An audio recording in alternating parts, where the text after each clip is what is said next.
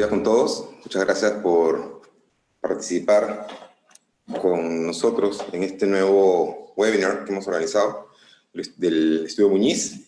Creo que es el número 12 en general y en materia tributaria. Hemos participado en algunos teleconferencias generales sobre toda la legislación, pero concretamente sobre el tema tributario, esta es la segunda que estamos haciendo.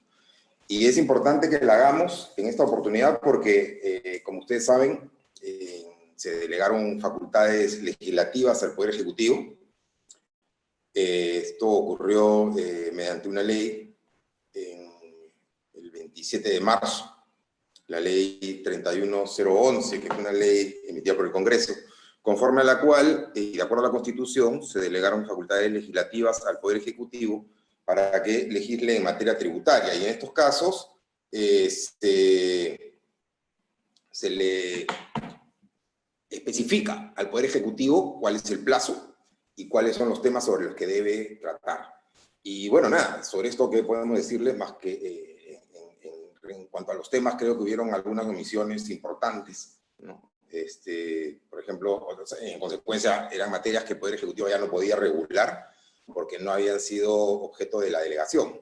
Y literalmente la más importante es aquella referida al tratamiento de los gastos financieros. Como ustedes saben, los gastos financieros tienen limitaciones, de acuerdo con el respecto de su deducibilidad para efectos del impuesto a la renta, y estas limitaciones fueron además objeto de recientes modificaciones, ¿no? En cuanto a la posibilidad de deducir los intereses por los créditos que excedían en su cuantía a 3 veces el patrimonio neto de las empresas. Estos intereses, que antes tenían esta limitación solamente cuando, y respecto de los créditos otorgados por entidades vinculadas, se modificó y se estableció que no, que este límite se aplicaba a cualquier tipo de financiamiento, sea con vinculados o no, por el año 2019 y por el año 2020 inclusive. Había una restricción a gastos financieros. Y además se programó, y eso está vigente, que a partir del año 2021 esta deducción va a estar limitada por el 30%, o va a estar limitada al 30% del EBITDA, un EBITDA especial definido para materia de impuesto a la renta. Estas regulaciones existen en otros países, pero creo que dadas las circunstancias era fundamental asumir que las empresas iban a necesitar financiarse de manera extraordinaria y que no podía haber un sobrecosto tributario por esta razón. O sea, la financiación en este caso no es para ocultar créditos back-to-back, evidentemente, sino es por razones obvias. Y en consecuencia creo que era un punto relevante que no fue objeto de la delegación de facultades. En consecuencia no esperábamos nada, no se podía. Sería inconstitucional que hubiese salido un decreto legislativo modificando aspectos al respecto en la ley de impuesto a la renta. Una lástima, pero ahí está. Hubieron otras materias que sí fueron objeto de la delegación y que no se han regulado. Y que no se van a poder regular ya, porque el plazo de 45 días que se otorgó ya venció el 11, estamos 14, ya venció. Y en consecuencia no se ha regulado el efecto de las donaciones. Hay muchas empresas que han tenido inventarios y que mal que bien, bueno, se han visto en la necesidad de donarlos, que era lo mejor que se podía hacer, y hubiera sido justo que se les conceda un beneficio tributario particular. Si son empresas que van a tener pérdidas tributarias, en cuyo caso la donación como que mucho no les agrega en términos de escudo, ya van a tener pérdidas como muchas de las empresas, pérdidas operativas. Debería haberse señalado, y había delegación de facultades respecto a este punto, de que las donaciones tenían un tratamiento especial, ¿no? Que más allá de la pérdida arrastrable, la donación podía haber sido arrastrable o tratada de una manera distinta. No se ha dicho nada. Como tampoco se ha dicho nada respecto de la simplificación de los regímenes para pequeñas empresas, ¿no? El RER, el RUS, en fin. No se delegó a la facultad y tampoco. Parece que el Ejecutivo no tuvo tiempo, se le venció el plazo y no ha dicho nada. Pero en fin, sobre otras y muchas otras materias sí se ha dicho algo, esporádicamente hasta el vencimiento del plazo, y sobre esos puntos son los que vamos a tratar en esta reunión. Así que nuestras participantes el día de hoy son, en primer lugar, Karim Orbeso, luego va a exponer la doctora Fresia Saavedra, y Lourdes Torres, que es nuestra abogada tributarista, socia y jefa de la área tributaria de la Oficina Regional del Estudio Muñiz en Arequipa, y que esta vez nos acompaña, nos honra con su presencia, y gracias a estos nuevos medios digitales que vamos a hacer uso, vamos a poder participar de manera nacional con nuestras sedes regionales de los diferentes puntos del país en los que ha podido tener una sede del Estudio Muñiz. Entonces, sin más, empezamos con el tratamiento especial de un régimen que seguramente a muchos de ustedes les debe interesar, deben haber estado a la expectativa de que salga, y que es uno de los últimos que han salido, que es el régimen de fraccionamiento especial para el COVID, ¿no? Distinto al del Código Tributario. Y sin más, los dejo con Karim Orbeso, quien va a tratar sobre este punto. Muchas gracias. Gracias, Fernando. Bueno, muy buenos días a todos los asistentes a este webinar tributario. En estos breves minutos que me han otorgado voy a dar una explicación, una breve explicación acerca de las condiciones y de los principales requisitos para acceder a este régimen especial de aplazamiento y o fraccionamiento que ha sido aprobado a través del decreto legislativo 1487, publicado el pasado 10 de mayo. Como sabemos, estas medidas de aislamiento e inmovilización social dictadas por el gobierno para combatir la propagación del COVID ha generado una profunda crisis económica en las empresas, debido a que, digamos, se han visto impedidos de vender sus productos o brindar sus servicios. En consecuencia, esto también ha generado evidentemente una falta de liquidez que en muchos casos no permite o no ha permitido que las empresas puedan cumplir con el pago de sus deudas tributarias. Como consecuencia de ello, este régimen especial que se ha aprobado permite, de alguna manera, dar mayores facilidades a estas empresas para regularizar el pago de sus deudas tributarias administradas por la SUNAT. También debemos mencionar de que ya hace muchos años tenemos vigente el reglamento de aplazamiento y fraccionamiento tributario, ¿no? Que se encuentra regulado por la resolución de Superintendencia 161 del 2015, perdón, que establece también ciertas condiciones y requisitos para acceder al fraccionamiento. Sin embargo, este nuevo régimen establece mejores condiciones. Y específicamente creo que la más importante es la referida a la tasa de interés que se va a aplicar para el cálculo de las cuotas, que asciende al 40% de la TIM. La tasa de interés que prevé el reglamento de fraccionamiento, el que ya se encuentra vigente hace muchos años, establece la aplicación de una tasa de interés ascendente al 80% de la TIM. Entonces, evidentemente acá hay una digamos, mejor posición o mejor condición para acceder al fraccionamiento o aplazamiento de la deuda tributaria. Entremos ya, digamos, rápidamente a los requisitos y condiciones para acceder a este régimen, que dicho sea de paso, es un régimen temporal, es decir, hay un plazo máximo para presentar las solicitudes de aplazamiento y fraccionamiento, que lo voy a mencionar más adelante. Y también indicar, se me estaba olvidando, que este régimen no establece ninguna posibilidad de condonar la deuda tributaria, ni el tributo, ni los intereses moratorios devengados, y tampoco las multas. No establece ningún tipo de condonación, y eso es bastante importante. ¿Qué deudas tributarias pueden ser materia de este acogimiento especial al fraccionamiento y aplazamiento? Solamente las deudas tributarias administradas por la SUNAT. Entiéndase el impuesto a la renta, el IGB, el impuesto selectivo al consumo, el ITAN, ¿no? Entre otros tributos que la SUNAT administra y recauda. También se pueden acoger a este beneficio las deudas correspondientes a los pagos a cuenta de los periodos enero, febrero y marzo del 2020. Y también los intereses moratorios devengados por pagos a cuenta omitidos de ejercicios anteriores. Eso también es posible fraccionar a través de este régimen. También las multas, todo tipo de multas por infracciones tributarias, los saldos de fraccionamiento y aplazamiento anteriores, ¿no? Recordemos que ya, como se encontraba vigente, o se encuentra vigente el reglamento de fraccionamiento y aplazamiento, el general, ¿no? Es posible que el saldo del fraccionamiento que ya puede estar aprobado por SUNAT bajo el anterior reglamento, pueda migrar y pasarse a este nuevo régimen, obviamente para gozar de las mejores tasas de interés que permite este régimen, este nuevo régimen.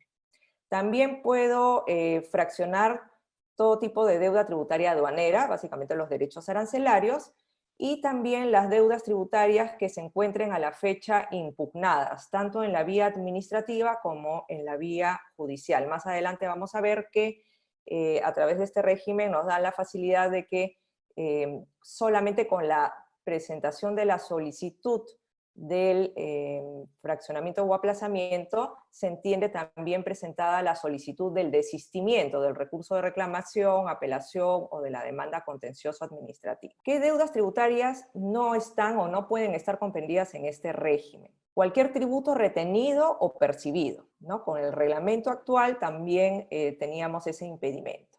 También no pueden acceder a este beneficio del fraccionamiento las deudas tributarias contenidas en un procedimiento concursal o procedimiento de liquidación judicial o extrajudicial. Y los pagos a cuenta de los periodos abril a diciembre del 2020. ¿Qué requisitos tenemos que cumplir? Básicamente son los que señalo en esta filmina, ¿no? El solicitante tiene que estar obviamente inscrito en el RUC. Si el solicitante es un generador de renta de tercera categoría, tiene que haber presentado el PDT de IGB Renta del periodo marzo y abril del 2020. Adicionalmente, la norma exige que los ingresos mensuales de los periodos marzo y abril del 2020 sean menores a los ingresos obtenidos o generados en los periodos marzo y abril del 2019. Tiene que haber una disminución en esos ingresos en esos meses. También tengo que haber presentado la declaración de la deuda tributaria en materia de fraccionamiento y aplazamiento, ¿no? Y tengo que haber entregado o formalizado las garantías, que más adelante voy a explicar en qué casos concretos la norma me exige garantizar la deuda en materia de aplazamiento y o fraccionamiento. ¿Qué sujetos están excluidos? Están excluidos cualquier sujeto que cuente con una sentencia condenatoria por delito tributario o aduanero. También aquellos que se encuentren obligados al pago de la reparación civil al Estado en caso de delitos de corrupción de funcionarios, y también las entidades del sector público, salvo las empresas estatales. Esos son los sujetos excluidos. Respecto al plazo máximo de aplazamiento o fraccionamiento, la norma señala que en caso el solicitante opte solamente por aplazar la deuda tributaria, lo podrá solicitar hasta máximo 6 meses. Si solicita un aplazamiento y además un fraccionamiento, el aplazamiento no podrá ser mayor a 6 meses y el fraccionamiento a 30 meses como máximo. Y si solamente opta por solicitar el fraccionamiento, este no podrá exceder de 36 meses. Como ya lo indiqué, los intereses que se van a aplicar, de acuerdo a la norma, no equivalen al 40% de la TIM. En el caso de solicitar el aplazamiento, la SUNAT aplicará el interés al rebatir diario, y en el caso de fraccionamiento aplicará el interés al rebatir mensual. La norma también señala de que las cuotas del fraccionamiento son cuotas por montos iguales y consecutivos. Y respecto a la imputación de los pagos mensuales, se señala que en principio el primero se imputará lo que se pague a los intereses moratorios por la cuota impaga, y el saldo será imputado al monto de la cuota. Y finalmente la cuota mensual no puede ser menor al 5% de la UIT. Como ya lo mencioné, respecto al plazo de acogimiento, ¿no? La norma prevé que solamente podrá presentarse la solicitud hasta el 31 de agosto del 2020, y señala de que se tienen que presentar solicitudes independientes por tipo de deuda tributaria, ¿no? Una solicitud por las deudas tributarias que constituyan ingresos del tesoro, renta, impuesto selectivo al consumo, otra solicitud independiente para la deuda tributaria referida a los pagos a cuenta del impuesto a la renta, otra solicitud independiente para las deudas referidas a las aportaciones a la salud, y finalmente otra solicitud independiente para las deudas aduaneras. Y la norma también prevé que se puedan presentar nuevas solicitudes, es decir, hoy día presento mi solicitud, por ejemplo, para fraccionar el IGB y más adelante, en junio, julio, puedo presentar una segunda solicitud sin ningún problema. Las deudas contenidas en los valores. ¿Qué pasa con las deudas tributarias que están contenidas en órdenes de pago o resoluciones de determinación? La norma señala de que se pueden fraccionar en la medida que se acoja la totalidad del valor. No podemos fraccionar parcialmente una deuda contenida en un valor. Y la SUNAT aprueba o deniega la solicitud en un plazo de 45 días hábiles.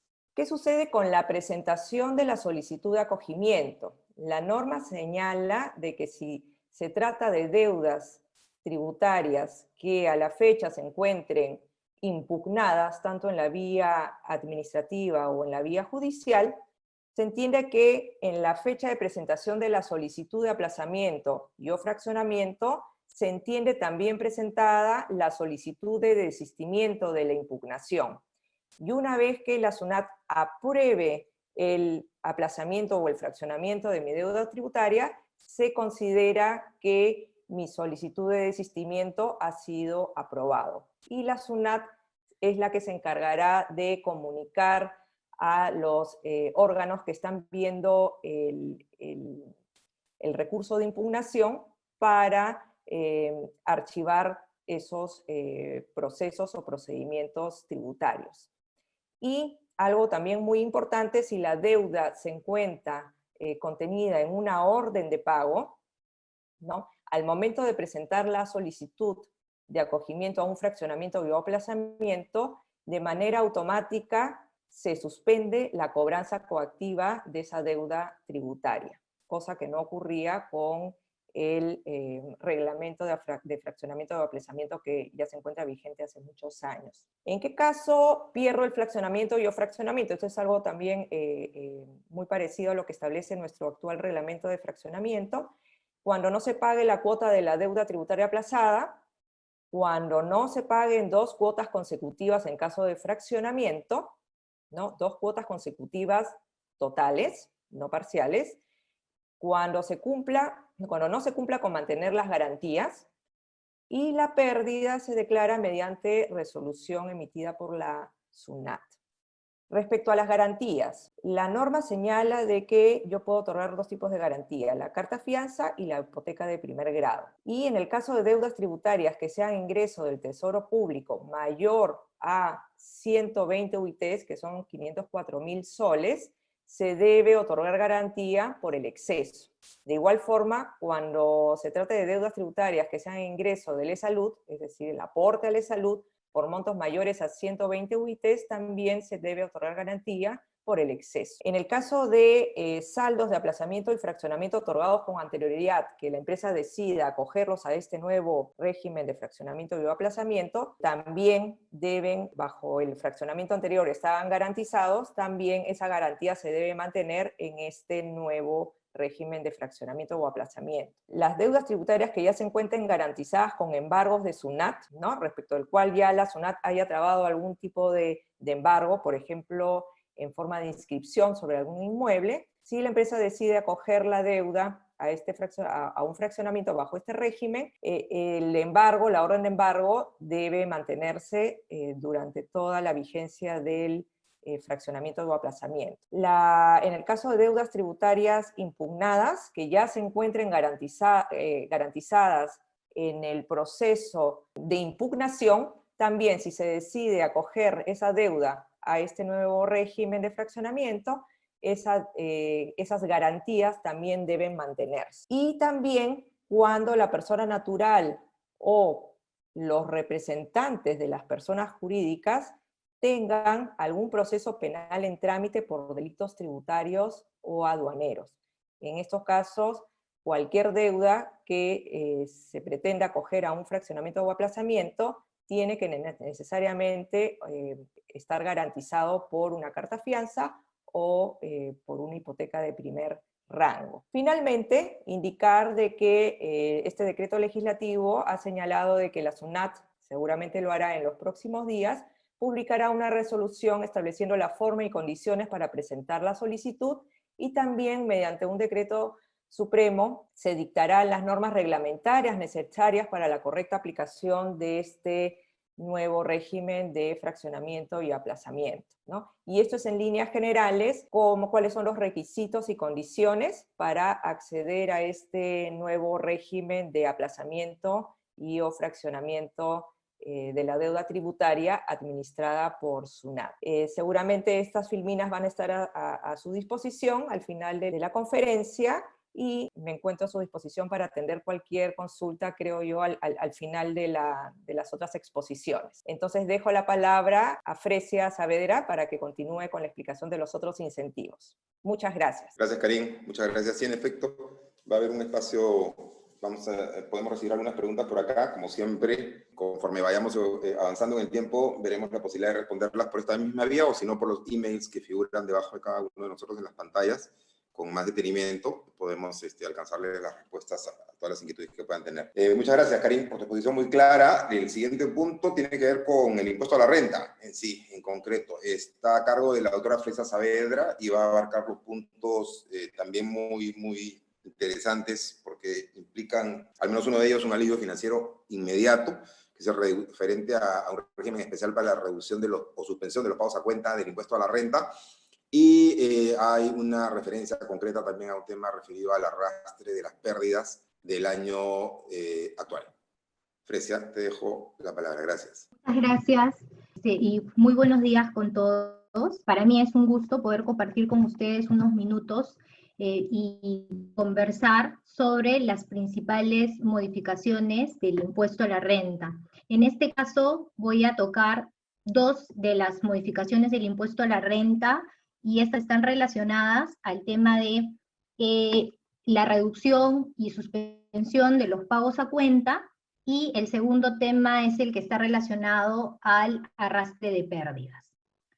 En el caso de la suspensión o reducción de pagos a cuenta, es importante tener en cuenta que el artículo 85 de la Ley de Renta regula la obligación de todo generador de renta de tercera categoría de realizar pagos a cuenta mensuales, y estos pagos a cuenta se determinan en virtud a dos procedimientos. El primer procedimiento es aquel que está relacionado con aquellos contribuyentes que han generado renta neta imponible en el ejercicio anterior o el ejercicio precedente al anterior, el que está regulado en el inciso A del artículo 85.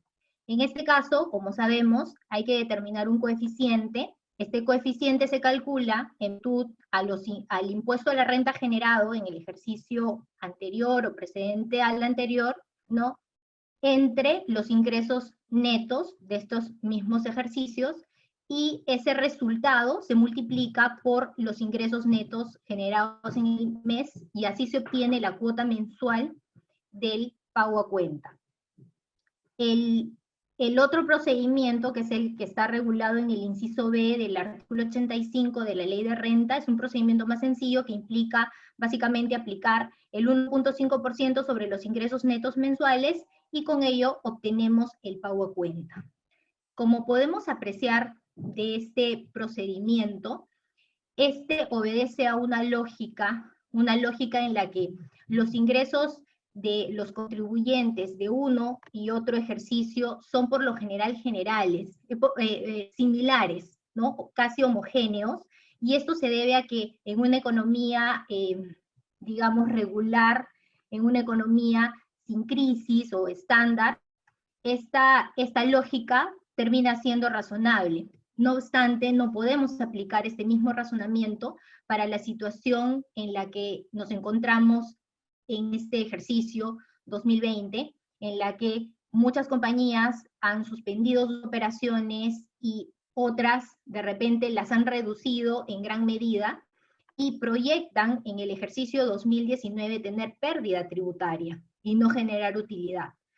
Definitivamente, si aplicáramos el esquema que contiene el artículo 85 de la Ley de Renta, los contribuyentes terminarían haciendo pagos a cuenta demasiado excesivos o pagos a cuenta que van a superar largamente la utilidad del ejercicio 2020, o eventualmente van a ser pagos a cuenta y generar pérdida tributaria al 31 de diciembre, lo cual termina siendo perjudicial para la liquidez y en general para la subsistencia de una compañía.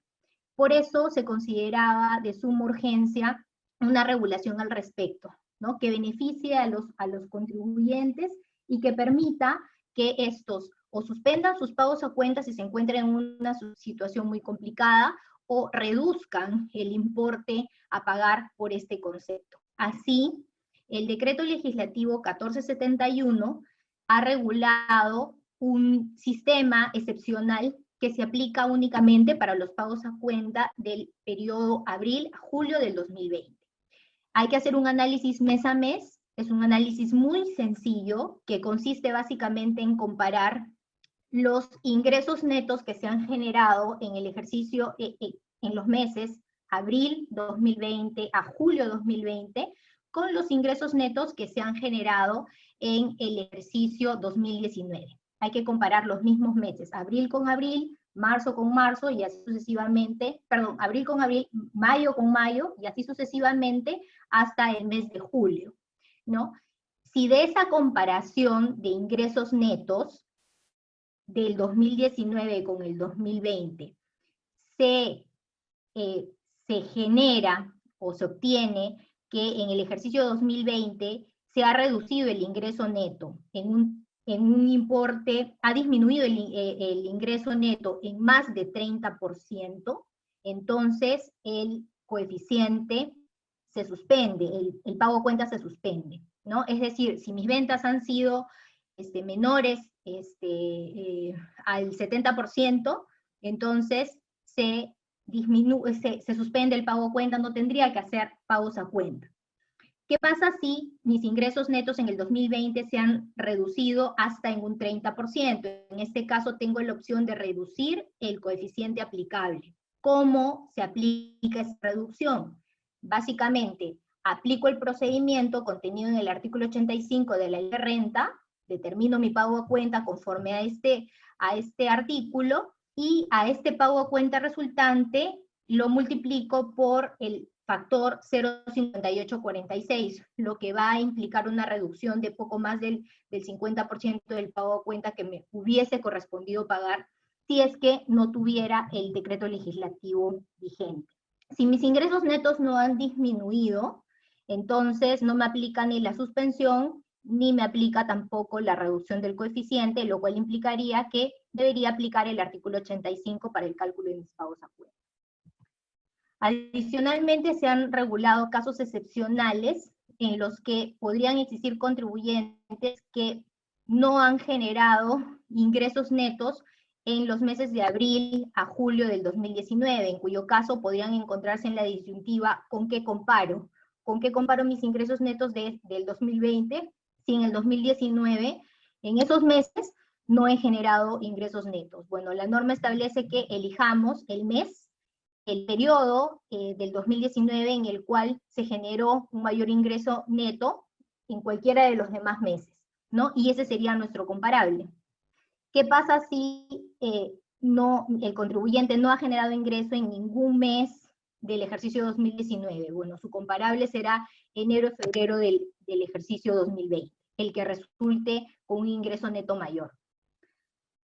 Para aquellos contribuyentes que no hubiesen generado ingresos netos ni en el 2019 ni en el 2020, pues no le aplica la suspensión del pago a cuenta, sino le aplica la reducción del coeficiente. Estas compañías tendrían que determinar su pago a cuenta aplicando el artículo 85 de la Ley de Renta. A ese resultado se le aplica el factor de 0,5846, lo cual implica una reducción de poco más del 50% del pago a cuenta que le hubiese correspondido pagar. ¿Cómo me acojo al beneficio? ¿Cuál es el procedimiento que debo seguir para acogerme a esta suspensión o reducción del pago a cuenta según corresponda? En realidad es un procedimiento muy sencillo, casi automático. No hay que presentar ninguna solicitud a la SUNAT, No hay que adjuntar ningún tipo de documentación sustentatoria que acredite las condiciones que exige la norma para el acogimiento. Y por lo tanto, lo único que tengo que hacer es presentar el Declarafácil 621 IGB renta mensual, que ya está debidamente actualizado y ya cuenta con las casillas para elegir la suspensión del pago cuenta o la reducción del coeficiente, y simplemente presentarlo. Es automático. Ahora, algo muy importante, ni siquiera termina siendo un requisito para el acogimiento a este régimen, a este procedimiento especial, ¿no? El hecho de haber pagado haber cancelado los pagos a cuenta del impuesto a la renta del 2020, es decir, de los periodos de enero, febrero del 2020. Podría incluso un contribuyente que no ha tenido liquidez y no ha podido pagar estas cuotas, podría aún así acogerse a este procedimiento excepcional de reducción o suspensión del coeficiente y del pago a cuenta. Una medida, en mi opinión, saludable. ¿Qué pasa después de julio, ¿no? A partir de agosto en adelante, correspondería que las compañías puedan aplicar también la suspensión o reducción de coeficiente, pero ya bajo la regla general contenida en el artículo 85 de la Ley de Renta, con lo cual todo el ejercicio gravable se encontraría cubierto en este aspecto. La segunda modificación es la que está relacionada al arrastre de pérdidas. Esta modificación es bastante puntual. Como sabemos, el artículo 50 de la Ley de Renta regula dos sistemas de compensación de pérdida, o dos sistemas de arrastre de pérdidas. El sistema A es aquel sistema que nos permite compensar la pérdida neta total de un ejercicio contra la renta neta, el full de la renta neta generada en el ejercicio siguiente o en ejercicios posteriores, pero tiene un periodo de caducidad para su aplicación, y este periodo es de 4 ejercicios gravables. El inciso B, en cambio, no tiene este periodo de caducidad y nos permite arrastrar o compensar la pérdida tributaria hasta que ésta se agote, pero únicamente contra el 50% de las rentas netas imponibles que se generen en los ejercicios posteriores.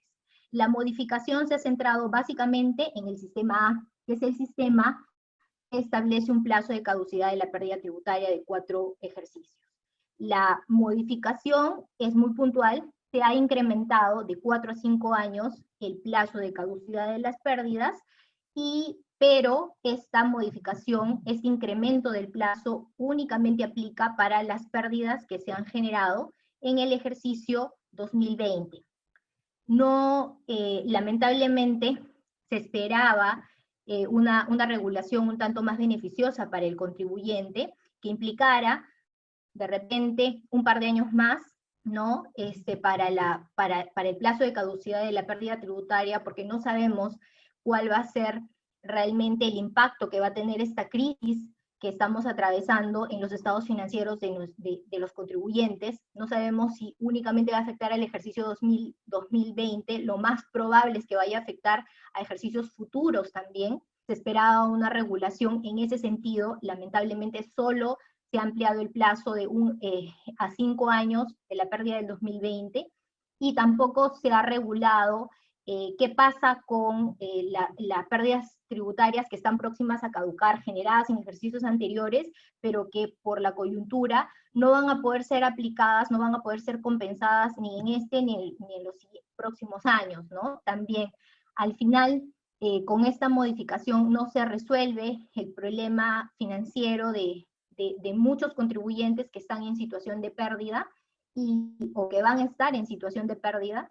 ¿no? Y se espera que en otra oportunidad de repente pueda complementarse esta modificación, y así beneficiar en una mejor medida a los contribuyentes generadores de rentas de tercera categoría, pero que vienen teniendo un escudo tributario por pérdidas generadas en ejercicios anteriores, ¿no?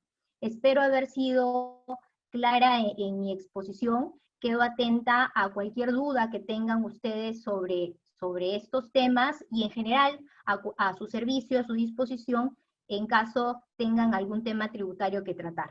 Muchas gracias, Fresia. Muy clara la exposición. En efecto, enfatizar nada más sobre todo en el último tema que tocaste, creo que la norma ha sido bastante mezquina, el tratamiento supuestamente beneficioso que tenía que dar al arrastre de las pérdidas tributarias, tanto respecto del paquete o del cúmulo de pérdidas que uno ya tenía y que van a caducar este año, y en empresas que pensaban tener utilidad y utilizar escudo en consecuencia, no van a poder hacerlo. Eso se ha debido subsanar o compensar mediante una extensión del plazo de la pérdida que ya tenías. También el plazo que han dado es un año adicional, que no es nada, y el ejercicio que consideran afectado solamente es el 2020, cuando yo creo que no hay mucho que especular para saber o darse cuenta de que las empresas van a continuar, probablemente se van a afectar con pérdidas también en el 2021 con motivo de esta crisis. Entonces, ¿qué puede pasar? Que yo arrastro mis pérdidas importantísimas del 2020, 5 años, y el sexto año, la del 2021, ya caducó, la pierdo. Entonces, creo que ha faltado más coherencia en este artículo, ha sido muy escueto, muy mezquino, pero es lo que hay, lamentablemente. Y enfatizar solamente de manera muy puntual respecto a la suspensión o a la reducción de los pagos a cuenta. Como bien señalas, hay un coeficiente para los casos en donde la comparación de ingresos determine que hay una reducción este año de los ingresos por un importe no mayor al 30%. Pero es importante, ojo con esto, ¿no? No se estableció una escala de coeficientes, es un solo coeficiente. O sea, basta con que uno tenga ingresos menores, ¿no?, por 1%, 2%, para que sea suficiente para que yo pueda aplicar el coeficiente. Y el coeficiente no es poca cosa.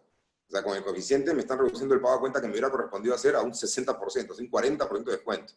Esto se traduce en empresas en 40, 50, 70 mil dólares en muchos casos. Así que ojo con esto, porque muchos podrían especular, bueno, en realidad mis ingresos se han reducido, pero muy poquito, ¿no? Lo del 30 no me alcanza. No, ojo, lo del 30 es para suspender. Pero con uno reduces, y reduces, reduzco ¿cuánto? 1%, 9%, no, reduces de frente 0.58, me parece que es el coeficiente, más del 40%, que es bastante. Entonces, ojo con eso, hagan las comparaciones que correspondan, y como dice Fresa, ante cualquier duda, tienen el email de Fresa y en general del área tributaria para poder ayudarlos. Finalizamos esta exposición con la participación de Lourdes. Lourdes es la socia, como les mencioné, del área tributaria de nuestra oficina regional de Arequipa.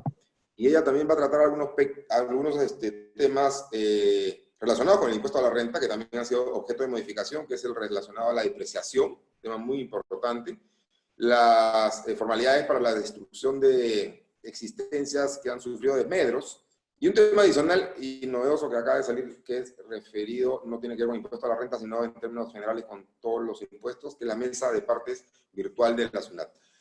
Lourdes, te dejo con el uso de la palabra para culminar con este webinar. Muchas gracias. Gracias, Fernando.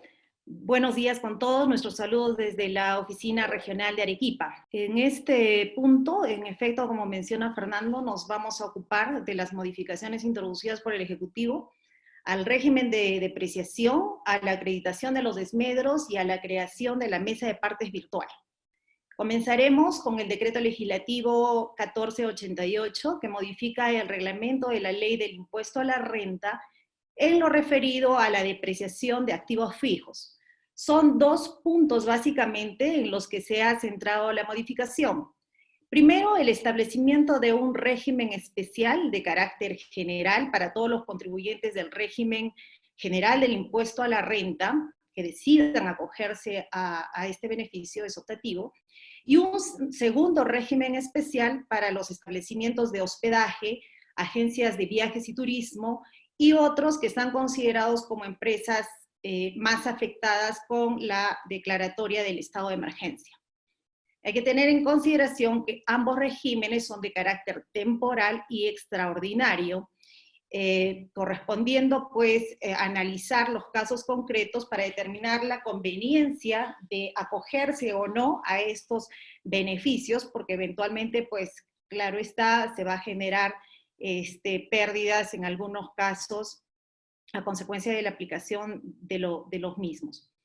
Bien, pasamos entonces a exponer el detalle de las modificaciones. Entonces hablábamos del régimen especial, que es de alcance general para todos los contribuyentes de tercera categoría, del régimen general del impuesto a la renta. En primer término, la norma ha considerado, esta es una modificación, ojo, al reglamento de la ley del impuesto a la renta, pero la norma ha considerado una tasa especial de depreciación del 20% anual para el caso de edificios y construcciones que se afecten en forma total a la producción de las rentas gravadas, pero siempre y cuando se cumplan algunos requisitos concurrentes. Primero, que la construcción se inicie a partir del 1 de enero del 2020, esto es importante. Y es importante más aún porque la norma ha señalado que existe la prueba, ¿no? La prueba con la que debe contar el contribuyente para acreditar este inicio de construcción. Y esta prueba está constituida por la licencia de edificación que eventualmente expedirá la municipalidad correspondiente. Digo eventualmente porque pues estamos a la espera de saber un poco cómo se van a manejar estos temas en el programa de reinicio de actividades de las instituciones del Estado. Ahora bien, el segundo requisito es que el 80% del avance de la obra se ejecute mínimamente hasta el 31 de diciembre del 2022. Claro está que si se concluye, pues se ha cumplido por completo el requisito, pero mínimamente, como decía, se exige el 80% del avance de la obra. Se presume, la norma consiente una presunción, que el avance es menor al 80% a esa fecha que les indico, perdón, es menor al 80%, salvo prueba en contrario, ¿no? Esta prueba en contrario tendría que ser ofrecida por el contribuyente. Ahora bien, ¿cuál es la prueba también para que el contribuyente pueda acreditar la conclusión de la ejecución de la obra hasta el 31 de diciembre del 2022? La norma ha señalado que esta será la conformidad de obra. Entonces no basta con terminar la obra y poner en uso la misma para comenzar con el cómputo de la depreciación, sino que además debe contarse con el documento formal de conformidad de obra. Pues bien, este régimen especial de depreciación también aplicará para las adquisiciones. En el primer punto, el que acabamos de tratar, es para cuando existe la autoconstrucción o la construcción delegada, ¿no? Encargada. Pero también señala la norma que aplica para adquisiciones de edificios y construcciones, tanto en el ejercicio 2020, en el 2021 y 2022, que reúnan las mismas condiciones que hemos citado. Tengan en cuenta, y la norma lo precisa, que no se aplica para bienes construidos antes del 1 de enero del 2020.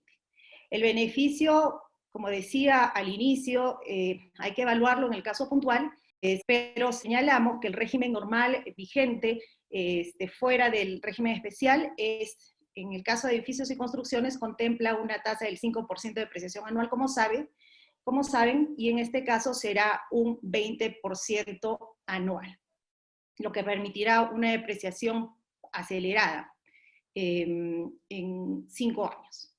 Bien, en lo referido a costos posteriores, ¿qué pasa si las empresas incurren en costos posteriores? Pues también gozarán de la tasa de depreciación acelerada, siempre y cuando reúnan los requisitos que hemos citado, y siempre también que se cumpla con discriminar de manera separada el cómputo de la depreciación respecto de los edificios y construcciones a las que dichas mejoras se hayan incorporado. Además del beneficio para los edificios y construcciones, pues también se han incluido beneficios en lo que es tasas de depreciación acelerada para equipos de procesamiento de datos, maquinaria y equipos, y vehículos de transporte terrestres que sean adquiridos durante los ejercicios 2020 y 2021, ¿no? Tenemos los siguientes porcentajes en la diapositiva.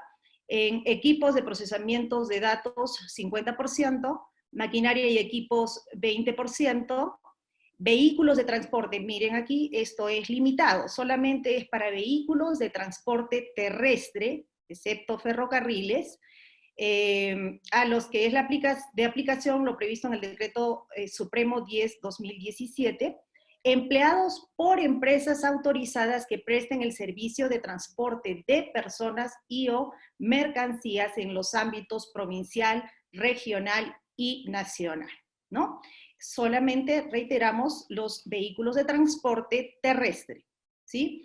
Y también se ha incluido, la tasa de 33,3%, incluyéndose adicionalmente la tasa del 50% para vehículos de transporte terrestre híbridos, ¿no? Con motor de émbolo y motor eléctrico, o eléctricos con motor eléctrico.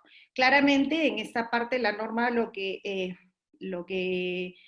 procura es incentivar pues, la inversión, la renovación del mercado automotriz en estos rubros, en el tercero y cuarto, y claro, algo que ya se ha dado también para casos especiales, la depreciación acelerada para los equipos de procesamiento de datos, que qué duda cabe, pues esto se produce, el desgaste, la vida útil, rápidamente se produce en el tiempo. Como disposiciones generales, pues la norma hace la precisión de que se mantiene el método de línea recta. En segundo lugar, los porcentajes que se han señalado serán aplicados hasta la total depreciación. No va a cambiar nada de acá a 2 ejercicios, simplemente se empieza, siempre y cuando se reúnan los requisitos que hemos señalado, y se concluye la depreciación en el tiempo. En el caso de edificios y construcciones que empiezan a depreciarse en el ejercicio 2020, correcto, suponiendo que se haya cumplido con la construcción en este ejercicio y se ponga en uso el edificio y la construcción, en este ejercicio también, la tasa del 20% de depreciación se aplicará a partir del ejercicio 2021, y esto claro está porque estamos hablando del impuesto a la renta, que es un tributo de periodicidad anual, ¿no?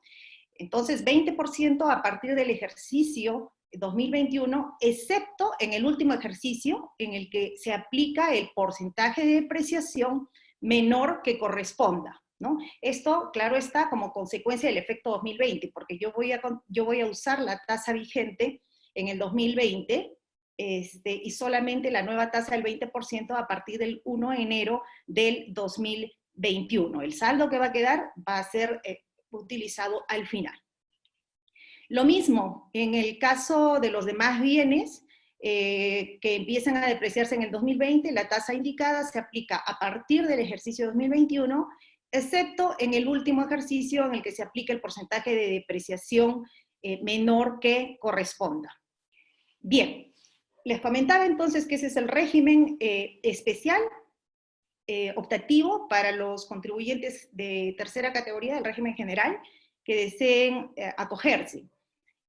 Ahora tratamos el régimen especial de depreciación considerado específicamente para aquellos establecimientos de hospedaje, agencias de viaje y turismo, restaurantes y otros, ¿no? Que ya vamos a precisar cuáles son, que al 31 de diciembre de 2020, o sea, al cierre del presente ejercicio fiscal, tengan un valor por depreciar, ¿correcto?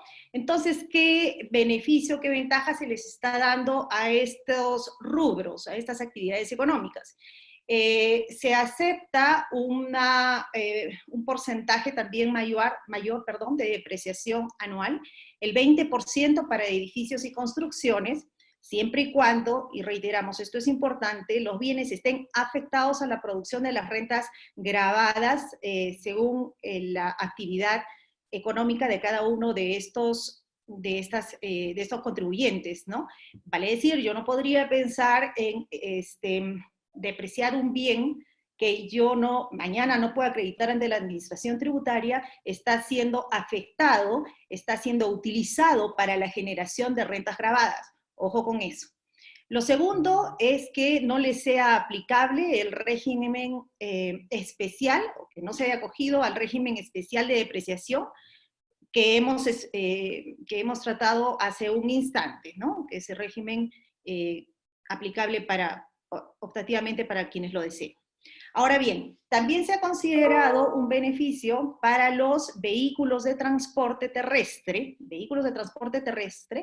excepto ferrocarriles, y vehículos habilitados para prestar servicios de transporte turístico. Entonces, aquí vehículos de transporte terrestre y vehículos para prestar servicio turístico. La tasa concedida es 33.3% anual, siempre y cuando se encuentren afectados a la producción de las rentas de establecimientos de hospedaje, de agencias de viaje y turismo, o de restaurantes y servicios afines, o del activo fijo afectado a la producción de rentas por la realización de espectáculos públicos culturales no deportivos. También está considerada esta última actividad. Algunas consideraciones finales en torno a la aplicación de estos regímenes que acabamos de indicar. Primero, que los contribuyentes que decidan acogerse a cualquiera de los dos, dependiendo si se encuentran dentro del ámbito de aplicación, deberán mantener cuentas de control especiales, detallando los costos incurridos por avance de obra en el caso corresponda. Adicionalmente, deberá considerarse en el registro de activo fijo un detalle individualizado de los bienes y su depreciación. Se precisa también que si existieran algunas actividades económicas que tienen por leyes especiales tasas de depreciación con porcentajes mayores, pues pueden continuar utilizándolos sin tener que recurrir a la aplicación de las normas expuestas. Y finalmente, tener en cuenta que estas disposiciones no son aplicables para aquellas inversiones que estén comprendidas en convenios de estabilidad jurídica, salvo que el contribuyente decida renunciar a dicho convenio. En la siguiente diapositiva van a encontrar cuáles son las empresas que estarían consideradas como establecimientos de hospedaje, agencias de viaje y turismo, restaurantes, servicios afines y espectáculos públicos culturales no deportivos, que son las empresas a las cuales aplica este último régimen especial de depreciación que acabamos de tratar. Bien, pasamos ahora a exponer sobre el Decreto Supremo 86/2020 relativo a el tratamiento, o más bien el procedimiento que deben emplear los contribuyentes que deciden o ya han decidido efectuar, desmedrar, digamos, existencias. Recordemos que los desmedros están reconocidos para ser deducidos de la renta bruta, ¿no? En tanto son considerados como pérdidas cualitativas, ¿no? Cualitativas de existencias que no permiten que sean utilizadas para los fines iniciales o para los fines para los que fueron concebidos dichas existencias. Entonces, sobre esto vamos a hablar que las modificaciones se han centrado en dos puntos fundamentalmente. Uno, relacionado al régimen que va a regir regularmente, ¿no? en un escenario normal, y el otro, o las otras modificaciones que están orientadas a regular los procedimientos a seguir por los contribuyentes como normas de excepción, vamos a llamarle, en tanto dure el estado de emergencia. Lo vamos a ver. Bien. Entonces, decíamos, sabemos que existe unas condiciones para poder acceder a la deducción de estos desmedros. Entre ellas tenemos que el procedimiento deba realizarse ante notario o juez de paz, ¿no? En ausencia de aquel. Y adicionalmente que se comunique en forma previa a la administración tributaria sobre la realización de la diligencia de destrucción. La modificación va en el sentido, uno, de rebajar de 6 a 2 días hábiles el plazo para comunicar a la SUNAT la diligencia de destrucción. Y para incorporar como prueba, digamos, de la destrucción, sin tener que, digamos, acudir al juez o al notario, el informe que se emita en los casos en los que el costo de las existencias en el ejercicio, el costo de las existencias desmedradas en el ejercicio correcto, que corresponda, sea de hasta 10 unidades impositivas tributarias, ¿correcto? Entonces, Para esto se ha simplificado y simplemente lo que va a tener que hacer el contribuyente es acreditar el desmedro con un informe, con una serie de requisitos, básicamente orientados a la identificación de bien, lugar, fecha, etcétera, que contempla la norma. La SUNAT puede designar la presencia de un funcionario en la diligencia y, ojo con esto, ¿no? La norma lo contempla como un requisito, vamos a llamar constitutivo de derechos, que el informe, para que sea deducido, para que sea aceptada la deducción, el informe debe ser presentado dentro de los 5 días hábiles siguientes a la destrucción. Eso es muy importante para completar con el procedimiento de aceptación de la pérdida por desmedro. ¿Correcto? Bien, ahora pasamos a las normas de excepción por el momento que estamos viviendo. Y allí tenemos dos cosas. Primero, las destrucciones realizadas entre el 22 de abril del 2020, fecha en la que entra en vigencia la norma que estamos comentando, y el 31 de julio del 2020, deben ser acreditadas estos desmedros, estas destrucciones, con un informe, el informe que también les indicaba, bajo ciertos requisitos. Y, ojo también con esto, porque la norma lo estaría considerando como un requisito constitutivo del derecho a desmedrar, debe el contribuyente cuidar de comunicar el acto a la SUNAT vía correo electrónico comunicaciones-desmedros@sunat.gov.p. ¿Cuándo debe hacer esta comunicación? En un plazo no menor de 2 días hábiles anteriores a la destrucción. ¿Sí? Ahora bien, respecto a las destrucciones realizadas entre el 16 de marzo del 2020 y el 21 de abril, en ese caso, 16 de marzo la declaratoria de emergencia y hasta el 21 de abril, hay una norma de excepción allí también, y es que se puede acreditar con un informe, o sea, las empresas que hayan realizado la destrucción de las existencias sin haber comunicado a la SUNAT, claro está, por la situación vivida y la imposibilidad de acceder a la administración tributaria, en ese caso específicamente se va a aceptar la pérdida siempre y cuando esté acreditada también con el informe, ¿correcto? Y la pregunta siguiente es, ¿cuándo voy a presentar informe en esos dos casos? Y la norma señala que en ambos casos el informe se presentará al término del 5º día hábil a partir del 1 de agosto del 2020. Cuando esperemos todo esto, de alguna forma, haya llegado a su fin, esta situación complicada que vivimos.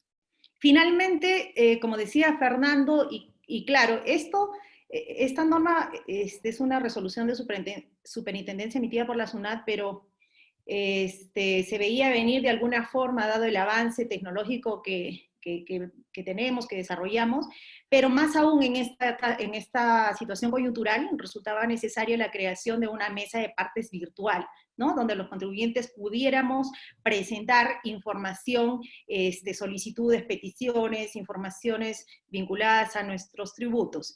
Y se ha regulado de la siguiente manera, ¿no? El propósito es facilitar la presentación por vía electrónica de documentos y solicitudes ante la SUNAT.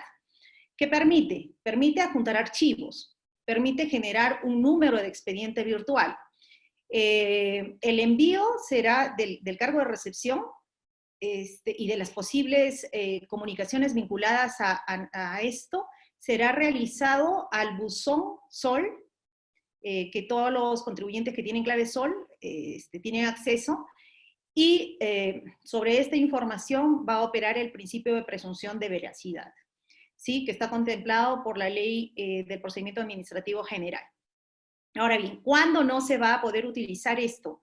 No se va a poder utilizar, un detalle importante, es que si el contribuyente no tuviera acceso por alguna razón a la clave SOL, y por tanto al buzón SOL, entonces deberá consignar un correo designado, ¿no? Para recibir la constancia de presentación y las posibles comunicaciones que se vinculen a ello. Bien, decíamos que no se utiliza esto para procedimientos de aprobación automática, para solicitudes que pueden presentarse a través del sistema SOL, ya están preconcebidos los procedimientos vía este sistema, para las declaraciones y solicitudes que deban realizarse en forma presencial debido a procedimientos establecidos por norma con rango de ley o decreto supremo, tiene que ser presencial, cuando se requiere un aplicativo informático para su validación o por la naturaleza de la documentación a presentar, por ejemplo, pues una carta notarial, ¿no? O algún documento que tenga que revisarse para la certificación correspondiente, etcétera. Bien, y finalmente, ¿cuándo se considera presentada la petición o la información vía la mesa de partes virtual? Esto tiene vinculación más o menos con el horario de atención, ¿no? de la administración tributaria en lo que se refiere a la hora límite. Y entonces se señala que entre las 0 horas y las 16:30 horas, o sea, 4:30 de la tarde, horas de un día hábil, lunes a viernes, no feriados, se consideran presentados el mismo día hábil. Después de las 4:30 de la tarde hasta las 23:59 horas, se considera presentado al día hábil siguiente. Y en el caso de sábados, domingos y feriados o cualquier otro día inhábil, se consideran presentados al primer día hábil siguiente. Importante esto, muy importante porque a partir de estas fechas de presentación, pues podrían correr eventualmente algunos plazos de vencimiento. Espero haya sido de utilidad la exposición, quedo agradecida y pongo a disposición también mi correo electrónico por cualquier duda que se haya podido generar. Gracias a todos. Gracias, Fernando. Muchas gracias, Lourdes. Muy clara la exposición. Te agradezco muchísimo. Ahí te he pasado a tu chat una pregunta sobre el tema. De repente la puedes responder vía chat antes de que terminemos, pero nada, estamos a las 12:05, o sea, creo que hemos podido manejar adecuadamente nuestros tiempos. Agradecerles nada más por su participación. Esta vez ha sido también un chat bastante concurrido, de esos que superan los 400 participantes, lo cual resulta muy grato y muy motivador para nosotros para seguir trabajando en este tipo de videoconferencias. Y bueno, próximamente les estaremos avisando de las siguientes que vamos a preparar para ustedes. Muchas gracias. Que tengan un buen día.